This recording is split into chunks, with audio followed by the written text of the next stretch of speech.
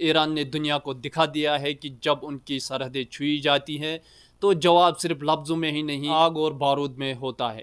جب اسرائیل نے ایران کے اندر گھس کر ان کی ملٹری اور نیوکلیئر سائٹس کو نشانہ بنایا تو کسی نے یہ نہیں سوچا تھا کہ تہران کا جواب اتنا تیز، اتنا گہرا اور اتنا تباہ کن ہوگا۔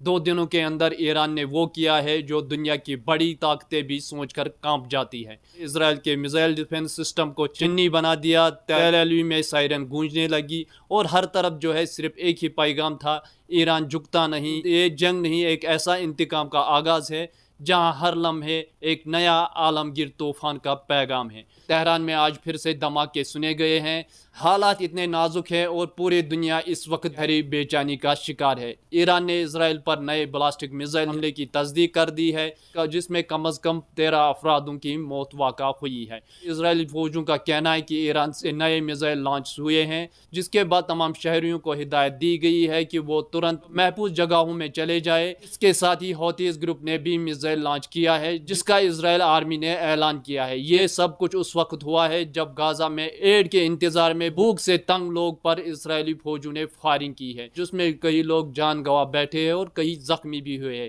ایران کے فارن منسٹر نے کہا ہے کہ جب تک اسرائیل حملے بند نہیں کرتا ہے، ایران کا جواب جاری رہے گا۔ انہوں نے یہ بھی وضاحت کی ہے کہ ایران کسی اور ملک میں جنگ نہیں پھیلانا چاہتا ہے، لیکن اگر مجبور کیا گیا تو ہم ہر حد تک جائیں گے۔ دوسری طرف ایران کی دارالحکومت تہران کے مختلف علاقوں میں پھر سے دھماکے ہوئے ہیں۔ اب تک خبروں کے مطابق اسرائیلی فوجوں نے ایران کی آئل اور گیس انفراسٹرکچر کو بھی ٹارگٹ کیا ہے۔ یہ اٹیک نہ صرف ریجنل بلکہ گلوبل انرجی سپلائی کے لیے بھی ایک بڑا خطرہ بن گیا ہے۔ وہی اگر ہم بات کریں گے ایران کے IRCG یعنی اسلامک ریولیوشنری گارڈ کارپس نے اپنی سٹیٹمنٹ میں کہا ہے کہ ان کا نشانہ اسرائیلی فوجوں کی جیٹ فیول پروڈکشن اور انرجی سپلائی فیسلٹیز تھی۔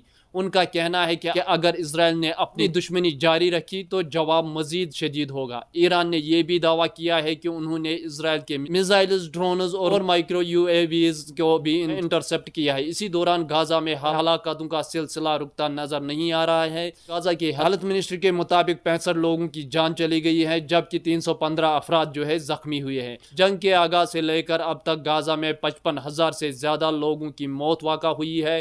اسرائیل کے prime minister Benjamin Nitin Yahoo نے ان مقاموں کا دورہ کیا جہاں ایرانی میزائلوں نے تباہی مچا دی تھی۔ ان کا کہنا تھا کہ یہ ایک وجودی جنگ ہے اور ہر اسرائیلی یہ بات سمجھ گیا ہے۔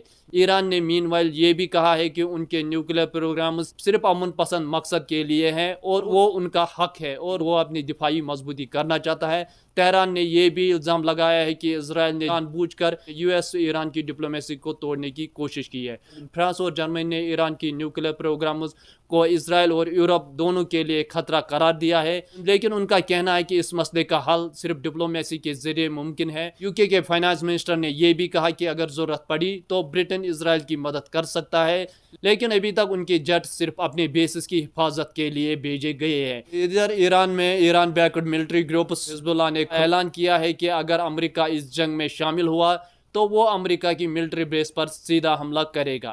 ان کا کہنا تھا کہ ایران کو کسی کی مدد کی ضرورت نہیں ہے، وہ اکیلے ہی اسرائیل کا مقابلہ کر سکتا ہے۔ اسرائیل نے اپنے لوگوں کو جورڈن اور ایجپٹ کے راستوں سے واپس آنے سے بھی منع کر دیا ہے۔